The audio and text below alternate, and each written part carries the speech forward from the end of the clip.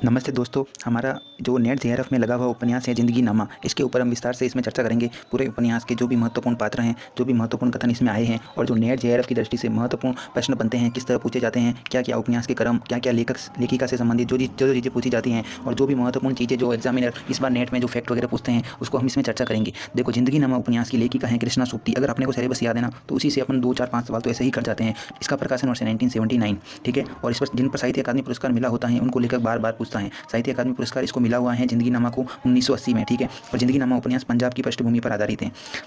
प्रकाशन वर्ष के अनुसार कृष्ण सोबती के उपन्यासों का कालक्रम, ठीक है, उसको याद करना बहुत ही ज़्यादा जरूरी है। देखो, सबसे पहले है 1958 में डार से बिछुड़ी और मित्रों मरजानी। कितनी बार पूछा जा चुका है ये 1961 में कृष्ण सोबती का मित्रों मरजानी। और तीसरे नंबर पर जो सिलेबस में लगा हुआ उपन्यास है 1979, तो ये याद रखना है कि तीसरे नंबर का है ज़िंदगी नामा, ठीक है। सूरजमुखी अंधेरे में ये उपन्यास भी कितनी बार पूछा जा चुका है, 1972 का है सूरजमुखी अंधेरे में। दिलो दानिश और समय सरगम, आप कोई भी हिंदी की परीक्षाओं को देख लीजिए, ये सारे के सारे जो उपन्यास है कितनी बार पूछे जा चुके हैं, चाहे नेट जेआरएफ हो, सेट हो, बहुत यूपीपीसीएस हो, आरपीएससी के सहायक आचार्य के एग्जाम हो, सब में ये सारे के सारे पूछे जा चुके हैं। इनको इसी क्रम में आपको याद रखना है। कुछ भी ऐसे ट्रिक बनाकर, जैसे डार से बिछुड़ी डी, फिर एम से मित्रों मरजानी, फिर जड़ से ज़िंदगी नामा, फिर सूरजमुखी अंधेरे में एस से, फिर डी से दिलो दानिश, फिर एस से समय सरगम, ठीक है। तो इस तरह से आप इनको याद कर सकते हैं। इन 6 को याद रखना बहुत ज़्यादा जरूरी है, क्योंकि एक एक नंबर महत्वपूर्ण हो जाता है, क्योंकि जितने ज़्यादा नंबर होगी उतना अच्छा कॉलेज जेआरएफ के लिए मिलता है। देखो, इनके लघु उपन्यास और लंबी कहानी यारों के यार और 3 पहाड़ 1968 में, ठीक है। और ये लड़की 1991 में इनकी लंबी कहानी है, ये लंबी कहानी है। और ये लघु उपन्यास हैं यारों के यार और 3 पहाड़ 1968 और 1991 में लंबी कहानी।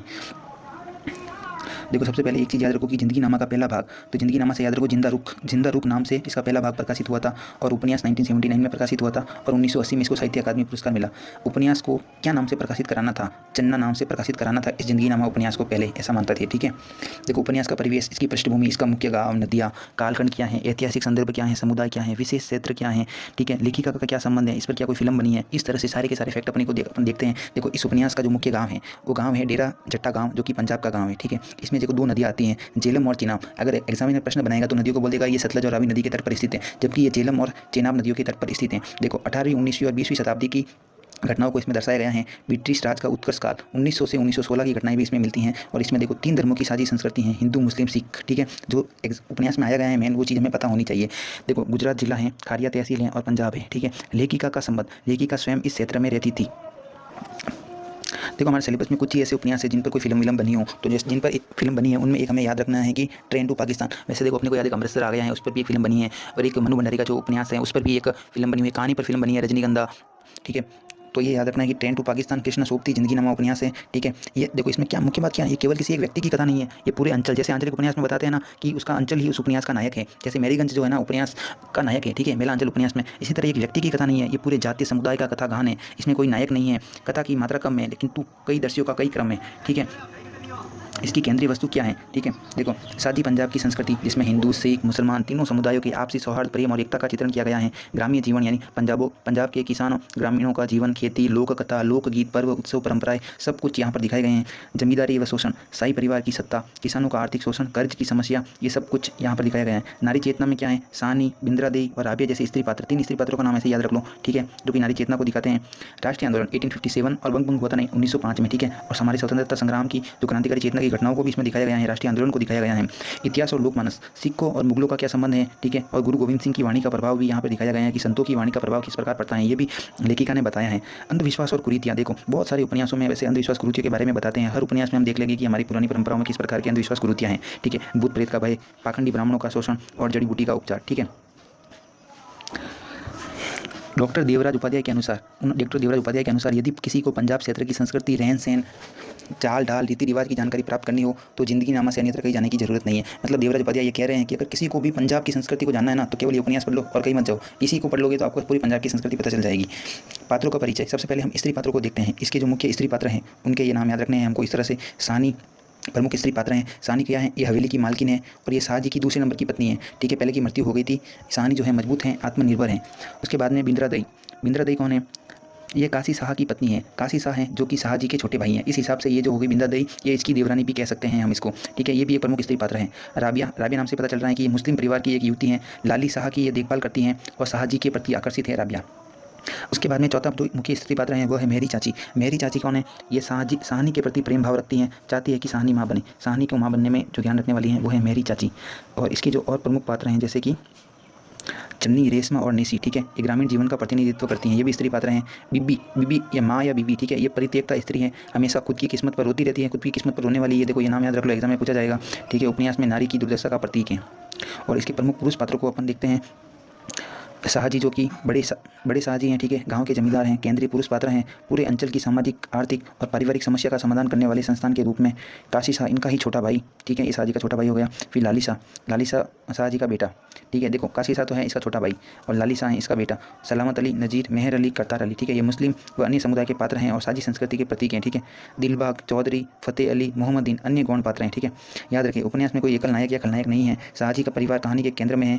तारा शाह और बरकती का प्रेम प्रसंग, देखो प्रेम प्रसंग वाले पक्का पूछेंगे भाई। तारा शाह बरकती का प्रेम प्रसंग, तारा शाह बरकती का प्रेम प्रसंग, तारा शाह बरकती का प्रेम प्रसंग। याद रख लो भाई, तारा शाह बरकती दे दिया और नीचे उपन्यास दे दिया, कंफ्यूज हो जाओगे भाई कौन से उपन्यास से पूछ लिया भाई, क्या चीज़ है ये तारा शाह बरकती, तारा शाह बरकती, तारा शाह और बरकती। तारा शाह से याद रखना भाई, कितनी बार आया शाहजी, काशी शाह, लाली शाह, कितने नामों में शाह आ रहा है। शाह आते ही एक ही चीज़ याद रखो कि जिंदगी नामा उपन्यास याद रखना है तारा, ठीक है। ये रोमांटिक कौन है? और फतेह और सीरा, भाई रे भाई, फतेह और सीरा का प्रेम किशोर साहस का प्रतीक है। फतेह और सीरा का किशोर साहस मतलब युवाओं में जो प्रेम का साहस दिखता है वो फतेह और सीरा में दिखता है भाई। गजब, फतेह और सीरा को भी हमें याद रखना है, ठीक है, फतेह और सीरा को याद रखना है। और महत्वपूर्ण कथनों को देखते हैं भाई, बहुत सारी कविता पूछी जाती है कि उपन्यास में तो अभी सांस्कृतिक है, आंचलिक है, तो इसमें कितने गीत आए हैं। चुकार अजहमा हिलते दरगुज सत हलालस्त बुर्दन बस ममीर दस्त। देखो, इस तरह के जो कथन है ना, संतों के कथन है ना, ये हमें याद रखने हैं। ये हमें ऐसे ही पता चल जाएगा भाई, गुरु गोविंद सिंह जी का कथन लग रहा है, ठीक है, तो ये जिंदगी नामा उपन्यास में। और कोई ऐसा पंजाब का संस्कृति का इतना शानदार वर्णन करने वाला तो उपन्यास यही है, ठीक है। इसका अर्थ क्या है? जब दूसरे सब रास्ते कारगर न हो सके तो जुल्म के खिलाफ तलवार उठाना जायज़ है। भाई, तलवार तो उठानी पड़ेगी। जब हमारे देश पर लोगों पर अत्याचार होगा, हम पर हमारा शोषण किया जाएगा, तो हम हथियार उठाएंगे, ऐसा कह रहे हैं। देखो, जिंदगी नामा का ये पेज नंबर 46 पे परित्यक्ता माँ है ना, जो बीवी का चरित्र है, देखो उसके बारे में क्या है। माँ, बीवी बैठी बैठी सोचती रही, जिंदगी अबागी रात भर, आंखों के आगे कंजरी के रूप सौदाई हुआ घरवाला आ ठिठका तो रुलाई ने आ गिरा। न दिए ऐसे बगलोल मर्द का न रो, चाची मेरी का कथन है जो बीवी को सांत्वना दे रही है। एक बच्चे की रुख वही रहता है, उसके रुख रखवाले बदलते रहते हैं। बच्चे का रुख है, रुख बोलते हैं, देखो रुख किसको बोलते हैं ये पूछ लेंगे हमको, ठीक है। रुख बोलते हैं पेड़ को, ठीक है। रुख तो वही रहता है और उसके रखवाले, पेड़ तो वही रहता है भाई, उसके रखवाले बदलते रहते हैं। इस तरह बच्चों का तुलना की है, ठीक है। माँ बाप एक गाँव की महिला का कथन है, ठीक है। अब यहाँ पे देखो, ये मेन चीज़ें क्या क्या पूछी गई। इतिहास जो नहीं है और इतिहास जो है वह नहीं, जो हुकूमतों की तख्तगाहों में परमाणु और सबूतों के साथ ऐतिहासिक खातों में दर्ज कर सुरक्षित कर दिया जाता है, बल्कि वह जो लोकमानस की भागीरथी के साथ साथ बहता है, पनपता है, फैलता है। ये उपन्यास का काव्यात्मक अंश है, याद रखना। जिंदगी नामा, इस तरह के जैसे भी कथन आ जाए शानदार, जिंदगी नामा उपन्यास। मेरी देह में इतनी प्यास है, इतनी प्यास की मछली सी तड़पती हूँ, मित्रों मरजानी। ये देखो, इनका ही दूसरा उपन्यास है, किनका? कृष्णा सोबती का मित्रों मरजानी उपन्यास से ये कथन भी पूछा जा सकता है। जो ये हमारा जिंदगी नामा उपन्यास है ना, इसका ये देखो उपशीर्षक जो पहले रखा गया था, अपन को सीधा ऐसे पूछ देंगे ना कन्फ्यूज करने के लिए कि भाई जिंदा रुख कौन से उपन्यास से संबंधित है, तो ये जिंदगी नामा से संबंधित है, ठीक है। ये छोटी सी चीज़ें याद रखना। इसमें देखो, समर्पण मंत्र गुरु गोविंद सिंह जी की फारसी पंक्ति आती है, तो अगर हमें कोई दूसरे नाम दे दे कि गुरु अंगद, गुरु नानक देव, ठीक है, उनका इनसे संबंध नहीं, गुरु गोविंद सिंह का संबंध इस उपन्यास से है, ठीक है। उपन्यास का मोटो क्या, मुख्य बात क्या, ठीक है, जुल्म के खिलाफ तलवार उठाना जायज़ है। इसका आरंभ होता है कविताओं के साथ में, बहुत सारी कविताओं का जिक्र कौन से उपन्यास में है? जिंदगी नामा उपन्यास में।